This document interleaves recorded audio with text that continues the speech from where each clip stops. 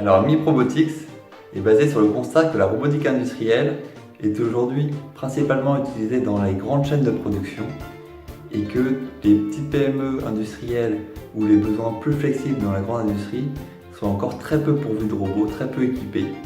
Alors ça s'explique principalement par la complexité de ces robots, complexité d'utilisation, mais aussi à cause du prix relativement élevé et du caractère dangereux de ces robots qui nécessitent des barrières autour.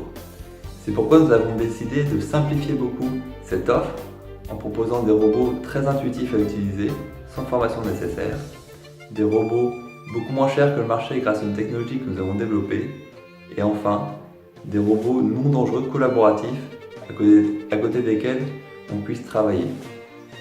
Alors ce qui m'a beaucoup plu dans le concours Galilée 360, c'est la structure même du groupe Galilée, qui est le rassemblement de beaucoup de petites structures assez entrepreneuriales dans le secteur de l'industrie qui correspond bien à ce qu'on fait, là où les concours de start-up ciblent d'habitude plutôt le domaine du digital et du numérique.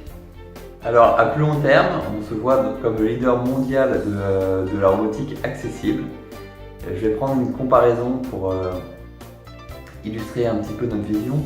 C'est l'imprimante 3D. L'impression 3D, ça existait il y a 30 ans, mais c'était encore cher et compliqué et réservé à certaines niches industrielles. Et depuis quelques années, on voit qu'avec une offre plus accessible, il y a beaucoup de nouvelles applications qui se créent.